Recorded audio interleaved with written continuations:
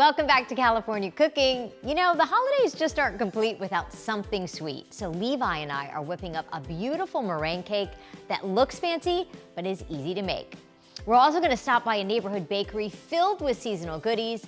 And then I'm cooking up a holiday-worthy salmon bake, bursting with color and flavor. First up, we're visiting a husband and wife team who just opened a bakery known for its hand-rolled croissants, custom cakes, coffee, and more. Let's meet the owners of Salted Butter Company.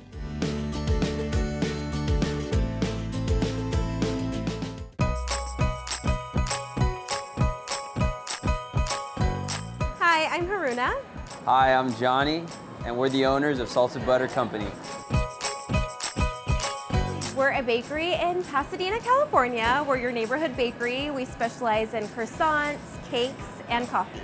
Salted butter comes from all of our key ingredients. It's kind of not the usual or the traditional way of baking, but in every one of our recipes, we use salted butter. It gives another depth of flavor. We love salt, and salt is super key, even in sweet pastries, and it gives another layer of flavor. So we love using salted butter. You know, I've always baked as a young girl. I watched Ina Garten and Food Network. It was my favorite show to watch, and I would just bake their recipes and have a great time, and now it's my career. It wasn't always my dream to become a baker, but it just sort of happened this way. I fell into it because I was baking for my friends and family, and they were like, you should start selling these. And it kind of took off from there. We started baking cookies out of our little apartment, and that was back in 2022. And then we started croissants in 2023, which sort of just took off right away. I think for croissants, it really has to do with our salted butter. Yeah. It gives a really deep flavor that you can't really get from unsalted butter. And the recipes normally come at like midnight, where Haruna's like, I got something, I found something.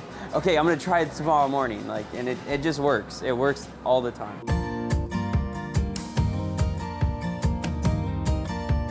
We met the famous Mi Piace in Pasadena, Old Town. It was kind of love at first sight. She was a host, I was a busser, and the two of us met and we fell in love. And did we think we were gonna open a bakery? No, we did not. But we're here now, and it's like a dream working together. It's actually great. It's great. We met working together, and I feel like we really flow together well, and we have our strengths and our weaknesses. Exactly. And we really do complement each other. We do. Really We well. really do. So I'm the pastry chef and baker, so I'm usually in the kitchen with all the other girls, and John. I handle all the business side of things, our payroll, scheduling, all the fun stuff, all the fun stuff. Not only did she get my heart, my mother adores her, my family adores her. Her making my family's birthday cakes, every family event, even when we first started dating, you would always bring some baked goods, something that was always delicious. We're known for our pastries and cakes, and a lot of the pastries you see here, like our croissant cinnamon roll, our butter croissant, our savory danishes, those are everyone's our crowd favorites. I would say our #1 top seller is for sure our croissant cinnamon roll. It's a laminated pastry, so not your traditional super soft cinnamon roll. It's flaky and buttery and soft on the inside with our vanilla bean cream cheese icing. We do cakes. That's sort of how we started in our home when we were first doing salted butter, is a lot of our birthday cakes, cupcakes, special order cakes. We're really known for our strawberry olive oil compote, and then we also have our most famous chocolate cake, buttermilk vanilla, and we also have a funfetti cake as well for birthdays. For our coffee, we have about 6 different signature drinks, and then we also have a seasonal menu. All of our syrups are made in-house. We did Paris Hilton's birthday cake this year in February. It was 30 inches and 200 pounds. So 200 pounds. We had to get massive cake. It was 4 of us had to carry that cake. So it was pink, of course. She loves pink. It was a huge pink heart cake, and it was pink cake in the middle, pink frosting. Everything was vanilla and pink. Yeah, we've done work for Chrissy Teigen and John Legend, a lot of their birthdays, their brands.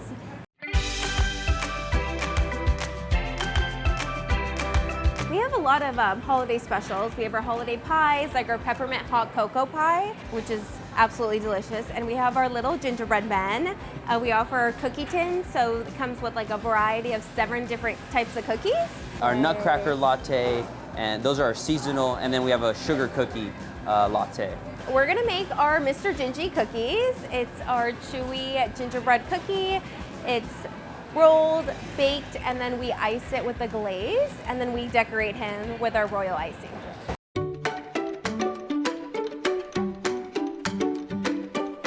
You can never go wrong during the holidays with classic gingerbread men. And Alexandra here is gonna show us how to make them here in our kitchen. These are Mr. Gingies. He's super cute. He's actually super moist and chewy and delicious. We wanted to actually focus the flavors to be delicious as well as the cuteness. So she's actually punching out our gingerbread men here. They get rolled out, we punch them out, and then they get lined up on our sheet tray. We bake them in the oven, and then they come out to be like them. We do a nice little glaze on top to make sure they're nice and sealed, a little bit hint of sweetness. They keep them nice and moist. And then we go over with our royal icing to do our piping details. Alexandria is gonna show you here. We do a nice little outline of the cutout, and then we go in with the little details like the eyes. We add a nice little bow for him to make him nice and cute. And our recipe is super simple. It's just butter. We use 2 different kinds of sugar, flour, all the gingerbread spices, so like ginger, cinnamon, allspice, molasses, some eggs, and then we bake him right up. The icing is a royal icing. It dries super nice, and it gives like a nice hard crunchy layer so that it dries and we're able to package them nicely. So we have 2 different kinds of icing actually. So this is our glaze icing. It's a thinner consistency. It gives a nice little sweet layer on top right after it's baked. And then after both of those cool, we go ahead and decorate them with the royal icing here. And there you have it, Mr. Gingies for your holiday parties. Thank you so much for visiting us at Salt and Butter Company. And happy holidays, guys. Hope to see you guys soon.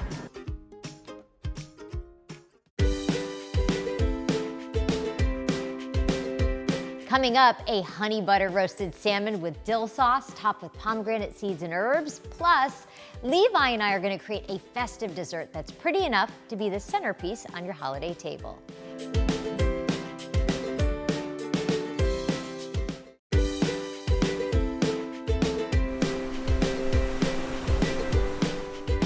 This Christmas, I'm gonna try a new main dish on the holiday table. Here's my honey butter roasted salmon with dill sauce topped with pomegranate seeds and fresh herbs.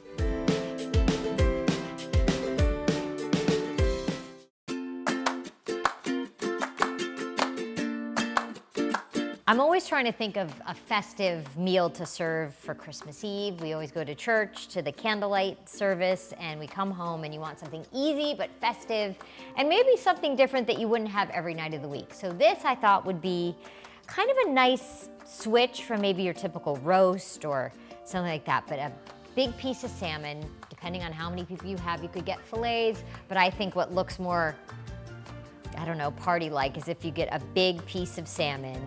And we're gonna make a honey butter garlic glazed salmon and then make a creamy dill sauce to go on top, and then top it with some pomegranates and some fresh herbs. So it looks Christmassy, and this right here smells divine. This is a clove of garlic, half a stick of butter, and some honey.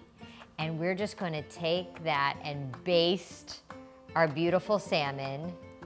I crushed the clove of garlic in here versus chopped garlic because sometimes I feel garlic can get bitter because I'm gonna cook this on a pretty high heat and I don't want the garlic to burn. So this kind of infuses the flavor of garlic into our salmon, and the butter, of course, makes things a little decadent. The honey will add a little sweetness. Okay, there we go. So we're all glazed up We'll salt and pepper, and that's gonna go in a high oven. I want it to get kind of brown and bubbly on top. So 450, and we'll check it in 15 minutes. While our salmon is in the oven, I'm going to make a creamy dill topping.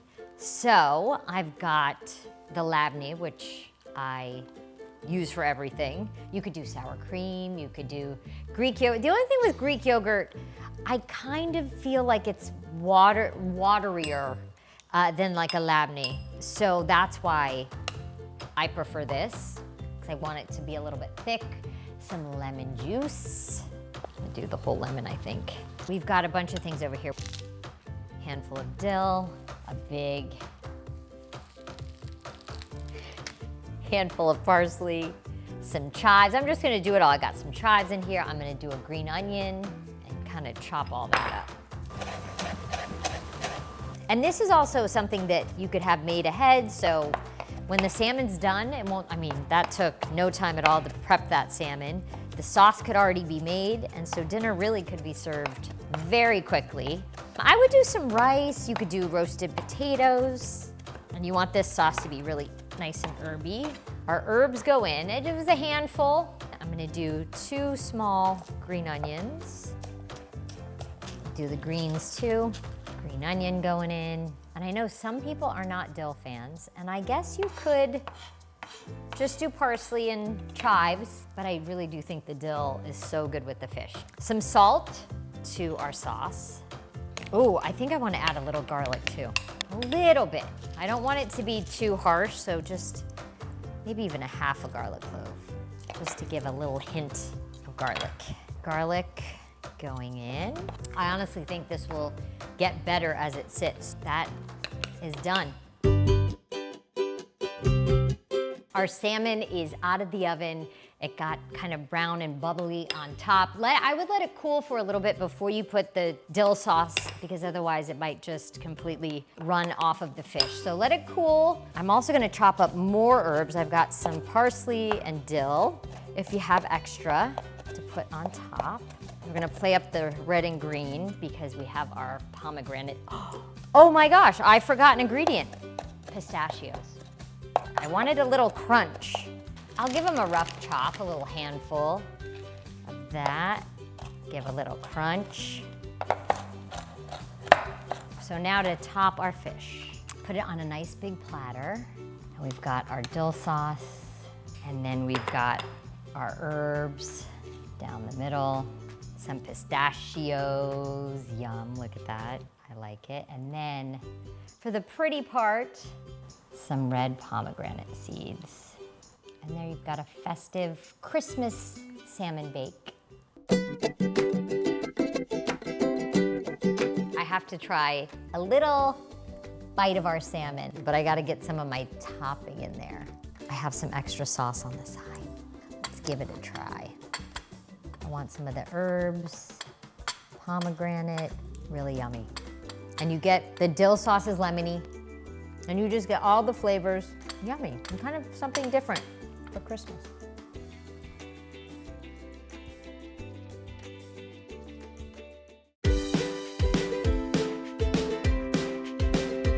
Coming up, Levi and I are gonna make a meringue cake that will wow your eyes and your taste buds.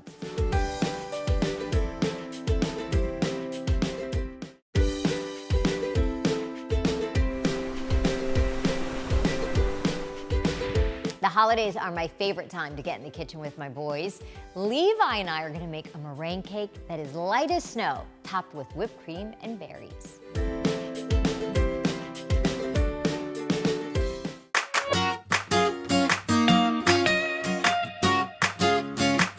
You ready?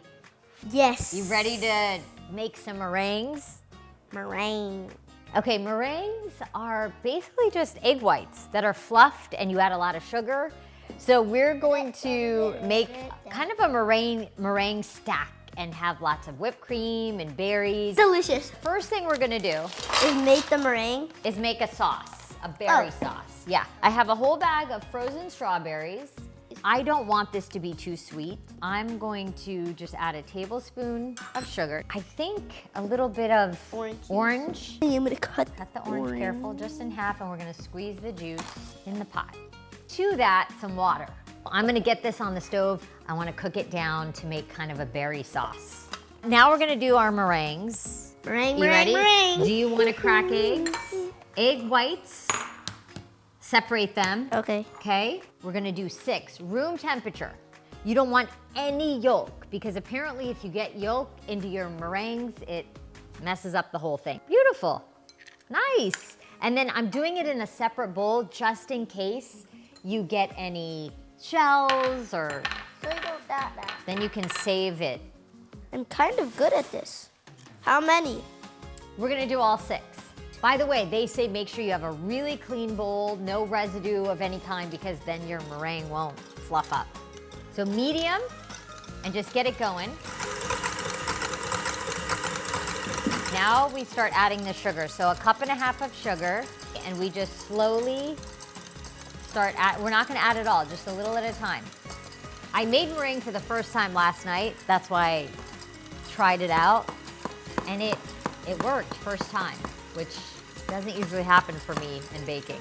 Well, we're not a baking family. It's true. It takes a little patience to make meringue, but this is it. That's all the ingredients. Now you let it go until it forms kind of stiff peaks, and I'll show you. You ready, Levi? Look, I mean, it's like marshmallows. I've got parchment paper. This is a little trick I used to see like Ina and Martha do. This will help glue it down. Here's one for you. Do you want to make a nice round? So I'm going to make a big round, a little bit smaller round, and a little bit smaller round. We're going to stack them. You want to make the small one on this one? You can pipe it if you want it to be perfect. We are just going to freestyle ours. Freestyle. Okay. You could make as many layers as you want. I'm just doing What am I supposed 3. to do? What just am I try supposed to to make do? a circle. Look, does not have to be perfect. You could measure it out. You could take like 3 different size bowls and, you know, make a circle on the paper. And Mom, is this too big? no, it might be too thin though.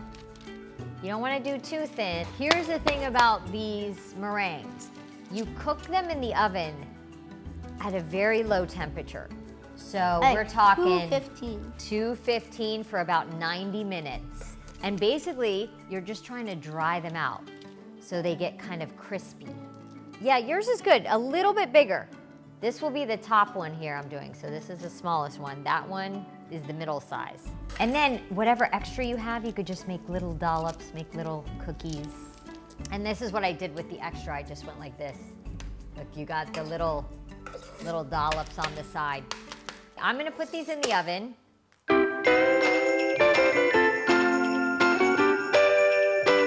So Levi, we're gonna make some whipped cream. To our heavy cream, a whole pint, I'm gonna add a little bit of sugar. I'm not gonna go too heavy on the sugar because the meringues are pretty sugary.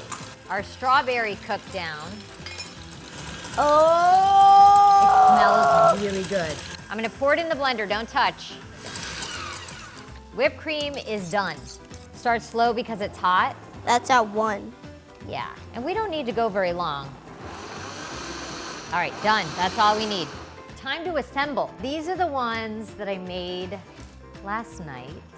First round, we've got whip. And you don't want to over whip the whip. Kind of loose and fluffy. Add some of our, smells very strawberry-y. You get to add Berries. raspberries, you could add strawberries. I also have a few pomegranate Also, you seeds. could just drop them in. Now to the second size, like a little hat. We're gonna add. We're gonna do the same thing. It deserves the same thing. Okay, and I'm gonna spread around. Here, are you ready to decorate second round? With Yep. raspberries, a little more of our strawberry sauce. I'll add a few of our Pomegranate. pomegranate seeds. Okay, Pomegranate. third one. Lovely. Let me get the last bit out. A little more of our strawberry sauce, raspberries, a little more of our pomegranate. Let me just put a little green on top. I think we did it. You could dig in like that. This is one of those things where it's just kind of sad to cut into because there's no pretty way of doing it. I would get a serrated knife. I carved out a little piece. See, the meringue is crispy, and then the whip is creamy. It's kind of got all of the flavor, and then it's got the kind of tangy, tart strawberry sauce. You know what I love? That the meringue is kind of chewy. I would call this a baking success, and I have so few. For the recipes we featured in today's episode, you can follow us on Instagram at KTLA California Cooking. That does it for us. Thank you guys for watching. Happy holidays. See you next time. Tell me when you're gonna start. I'm starting now.